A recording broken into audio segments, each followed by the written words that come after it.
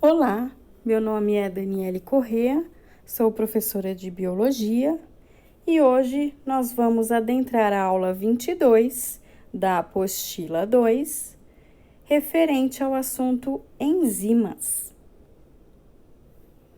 Bom, no que se refere à composição química das células, ou seja, as enzimas, nós vamos verificar cada composto químico e se aprofundar em cada um deles.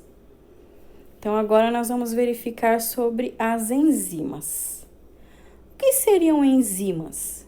Um conceito simples e objetivo.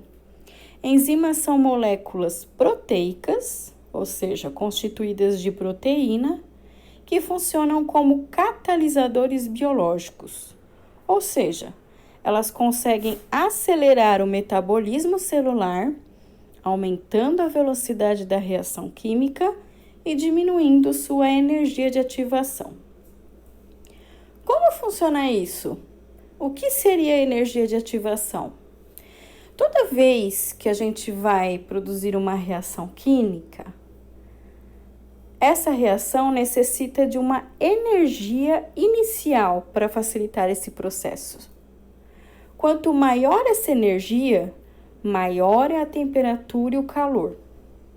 Porém, as células vivas e outras substâncias não suportam altas temperaturas.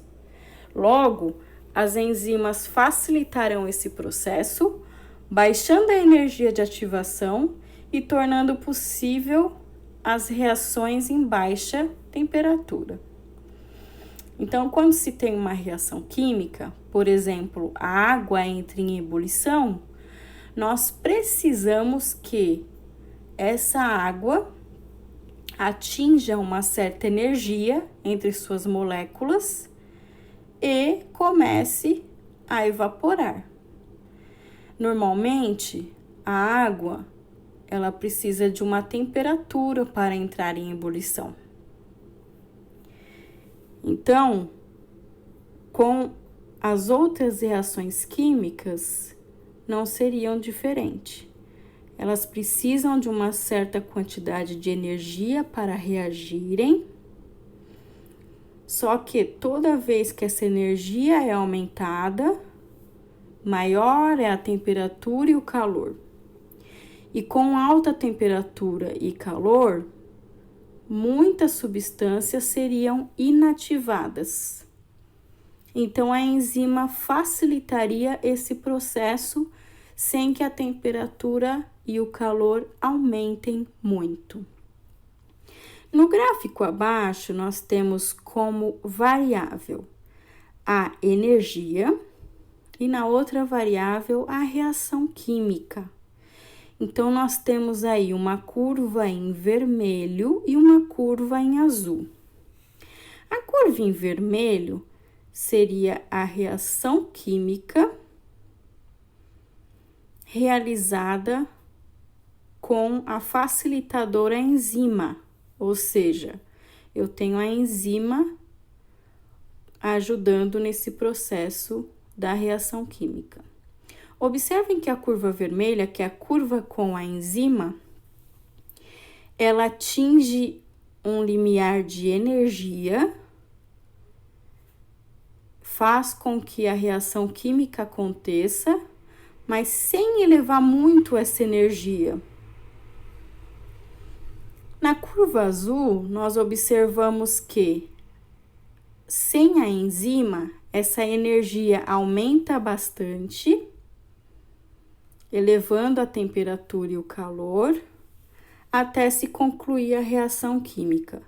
Então, a probabilidade das substâncias químicas dessa curva azul, dessa reação química sem enzima, elas podem estragar muito mais rápido do que a curva vermelha, que seria a reação química com a enzima. Composição química das células enzimas, vamos verificar a nomenclatura.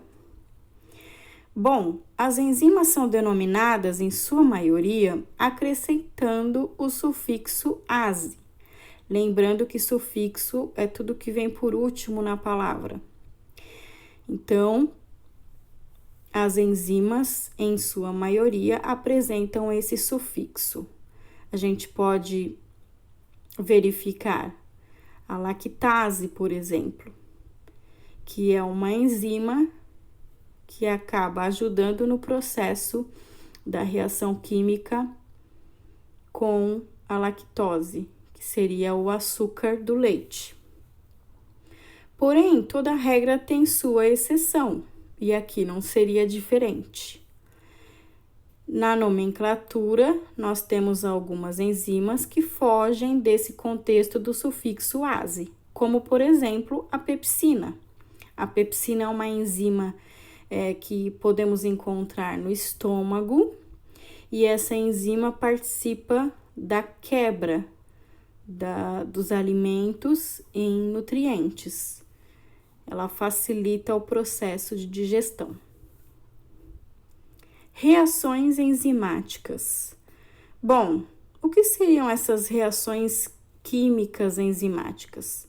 São reações em que ocorrem a ligação da enzima com seu substrato, reagente, formando o complexo enzima-substrato. O que seria isso? Seria como um sistema chave e fechadura, ou seja, onde cada enzima possui seu substrato, que encaixa perfeitamente nela, como se fosse uma chave e fechadura. Podemos comparar a enzima com uma fechadura e o substrato, que seria o produto, como a chave, formando esse sistema chave e fechadura. Ao final da reação, nós teremos produtos, ou seja, produtos dessa reação. Vamos supor que a enzima seja a pepsina, que é aquela enzima que nós falamos anteriormente, que é proveniente do estômago.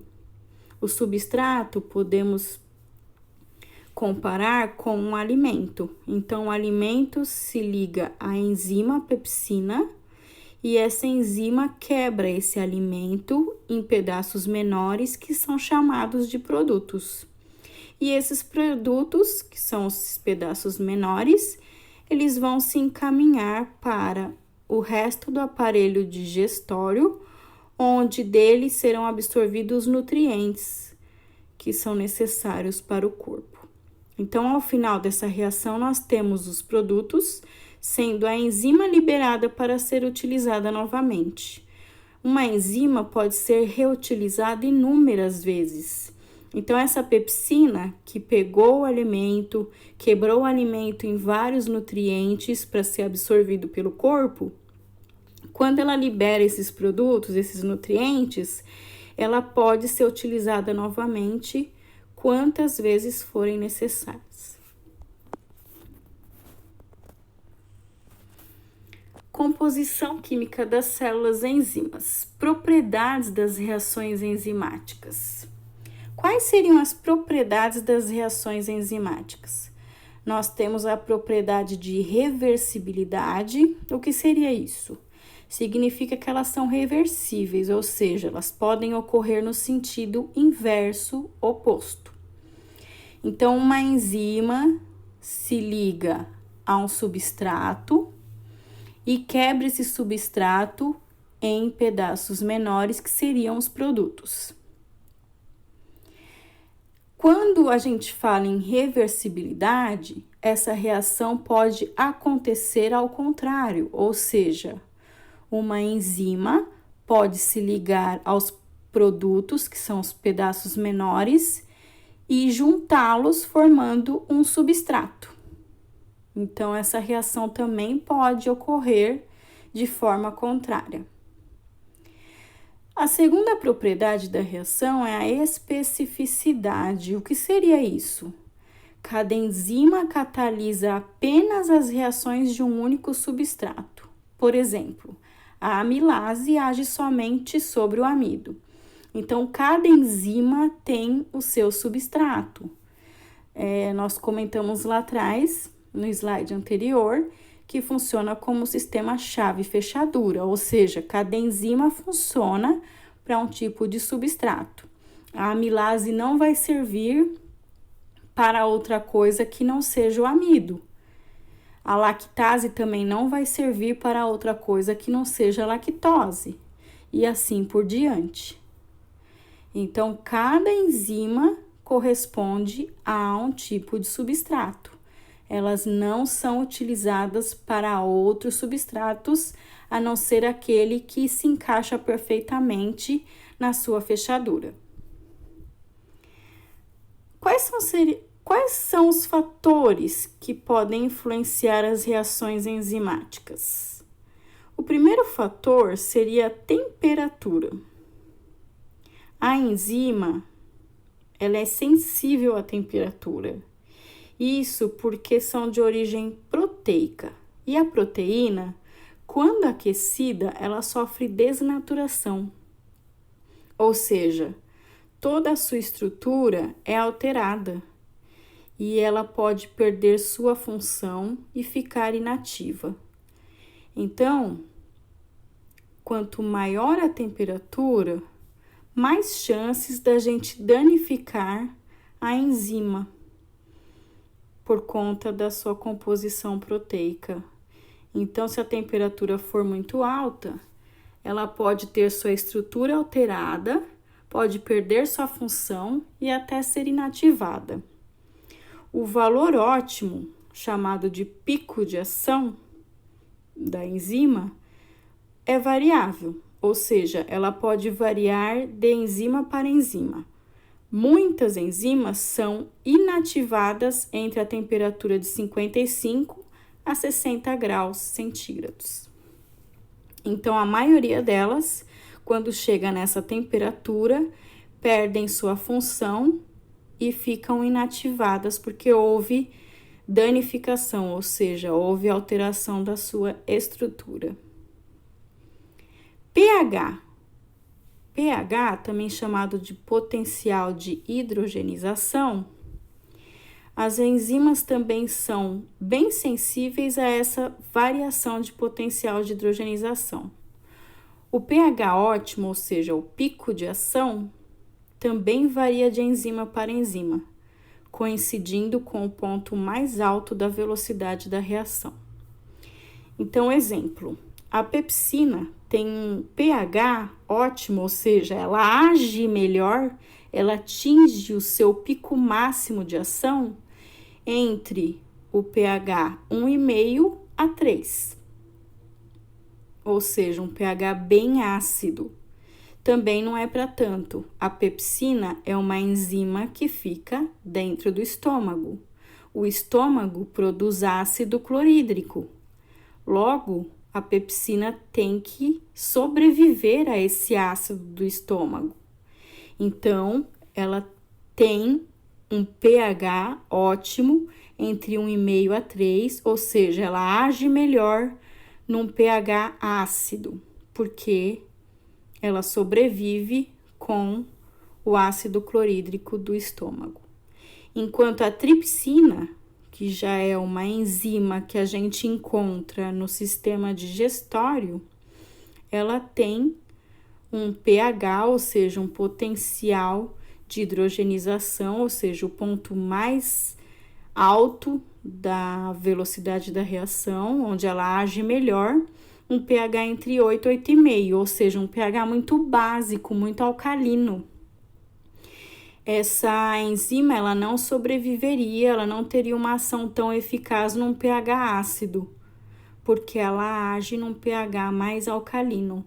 Da mesma forma que a pepsina também não conseguiria agir num pH muito básico, muito alcalino. Então, cada enzima tem um pH diferente e age de acordo com esse pH. Terceiro, concentração da enzima substrato. O que seria isso? A velocidade de uma reação é diretamente proporcional à concentração da enzima, ou seja, quanto maior for a concentração do substrato, maior a velocidade da reação, até o ponto de saturação das enzimas, quando a velocidade passará a ser constante.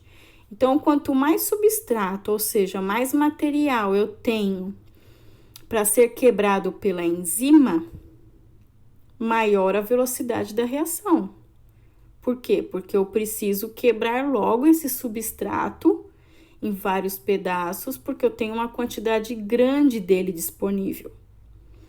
Até o ponto que as enzimas todas são preenchidas pelo substrato e a velocidade passa a ser constante. Vamos observar isso mais adiante. Então, nesse gráfico, nós temos numa variável a velocidade da reação e na outra variável a temperatura. E aí nós temos uma curva. Nós temos aí a velocidade máxima e a temperatura ótima.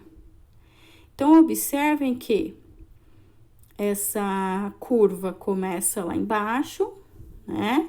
Ela vai atingindo um potencial, ou seja, ela atinge uma temperatura ótima, onde a enzima age da melhor maneira, ela atinge o seu pico de ação e completa a reação química. Ela atinge a sua velocidade máxima quando ela chega na temperatura ótima. E aí é onde ela tem o máximo de ação. Quando ela atinge esse máximo de ação, a sua velocidade começa a cair, bem como a temperatura, e a tendência é que essa curva fique constante. Então, o que a gente pode concluir desse gráfico é que nós temos um pico máximo de ação da reação enzimática, e esse pico é atingido quando há a maior eficácia da reação, ou seja, onde a enzima consegue quebrar todos os substratos necessários para completar a reação química. Após completar essa aula, nós seguiremos para orientações gerais.